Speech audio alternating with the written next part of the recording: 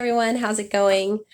So I just wanted to pop in and talk about today our magical bodies because I've been thinking a lot about it lately, and I keep thinking about how fantastic a body that we've been given, and why I think that way. Because I know a lot of people are kind of mad at their bodies. I used to be kind of mad at mine.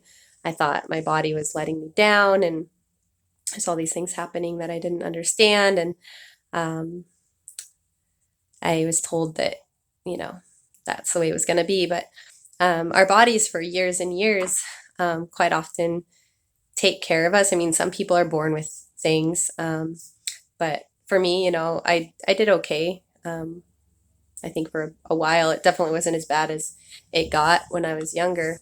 And for a lot of people, they do really well. I mean, they feel pretty good into their 20s, sometimes 30s, sometimes later and later. Um, but then something happens, and all of a sudden they stop feeling as good, and maybe it slowly gets worse and worse. But then all of a sudden they get like a diagnosis of something, and quite often, then we're told that um, that it's genetic, and that once you have that thing, that you have it, and there's no going back. And so that's interesting to me because, um, like I said, if it were genetic, you would have to have it from the time you were a little kid, right? I mean, we didn't just get new genes all of a sudden when we turned 30, and then now we have bad genes. So maybe we have bad genes, but there has to be more to it than just that we have the genes, right? Because if it was just the genes, we'd have to express those genes the whole time we had them. We don't just get new genes. And so, what happens that all of a sudden our genes, at least our bad genes, were suppressed somehow or something? Um, and then why are they all of a sudden expressing these negative effects? Um, so I don't know the answer exactly, but I think that's what they call the study of epigenetics, is that, you can take two twins that have the same genes, but they grew up in different environments. Environment, not just like climate, but what I mean is like different stress levels, different life things that happened, different trauma, different food that they eat, whatever. And one twin will express something like, let's say, a disease, and the other with the same genes doesn't express it. So it's really more complicated than just genetics. So I think you can understand when I hear people say, oh, I have this and that, and I go, oh, that could be this. And they go, oh, well, it's just genetic. My mom has it, my dad has it, my sister has it, etc. Sometimes I'm not saying that you don't have genes that leave you more open to those things, because I definitely do.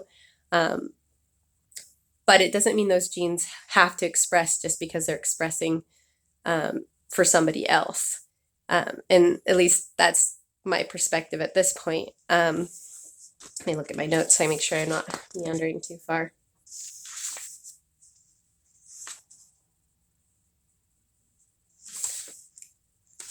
So our bodies are truly amazing, and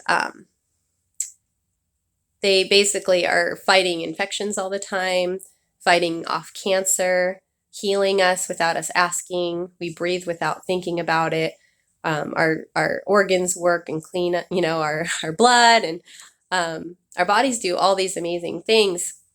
And quite often, when we're diagnosed with something, then our bodies get blamed for it, and then quite often we go about the work of suppressing our bodies.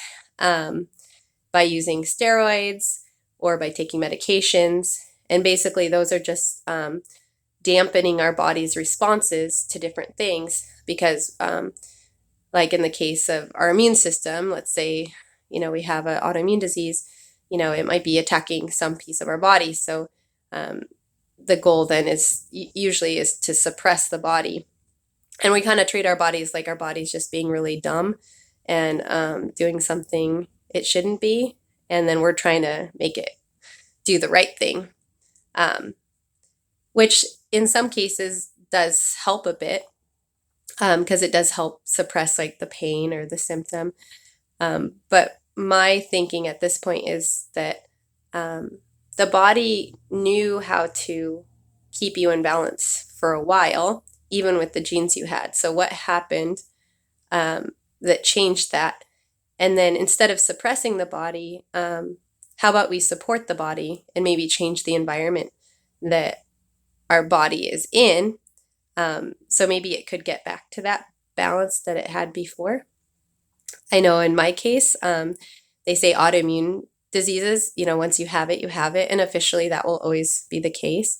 But I know my immune system is no longer going crazy and I feel really good now. And in our modern system, that's not really usually even the plan for people is not to recover. It's just to take medication the rest of your life, survive, quite often get worse and worse. And that, it's just not even in most people's thinking that a recovery could be an option. And yet for me, I see that seems to be something that's happening for me. And just a silly example, but a simple one. But 10 years ago, I couldn't be in a room with a cat or like my eyes would water and I'd start getting asthma. And quite often it would take me a really long time to recover from that. And that was before I went on steroids for both like my asthma, and I take like a sinus steroid as well. And I take anti-allergy meds. Even after I started taking all those, it even got worse, so that even with that, I was still reacting to cat dander. And a lot of people are like, oh, allergies. Once you have allergies, you have allergies. Well, now I can rub my face in a cat, and I won't say I don't react at all, like, but it's very minor. It goes away quickly. So I used to think I kind of hated cats because I hated how I felt around cats. But now I totally am like petting cats and hanging out with them, and they're actually pretty sweet. So for the cat lovers out there, you'll like me more now. And hopefully I can go to your house if before I didn't go to your house because you had cats, hopefully that's changing. So my little thoughts for things, and you can take it or leave it. Some people want to leave it. Some people want to try to change their lives. Is go ahead and support your body. So give yourself good food, good nutrients. Get extra chemicals out of your house. Watch the products that you're using. Make sure your food is fresh. Get rid of processed food. Cut out as much of the sugar as you can. Flour, anything that's inflammatory. I'd recommend taking a food sensitivity test if you haven't, or do an elimination diet. And you can look those up online, and then slowly add back in foods and see if you react to them if you don't want to pay for a food sensitivity test. But there's kind of main things that you can eliminate. Look up autoimmune diets, autoimmune paleo, and you'll get suggestions for things to eliminate.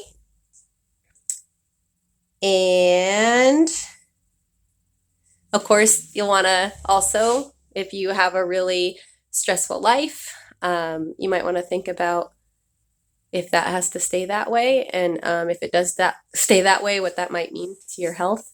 And if you've gone through trauma and really hard things, you might need to find people to talk to and actually deal with that rather than suppressing that. I know for me, I use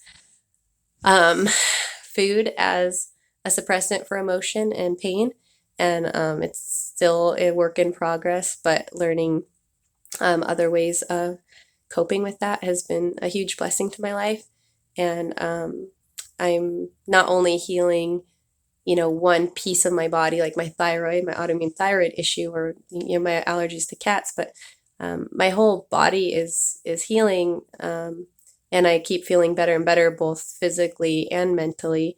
And there's still lots of challenges, still a lot to deal with as a human. And of course, I like to take on more and more and more, because more, that's like I don't know, maybe it's not yours, it's my mentality, is if there's room, I want to add more to it.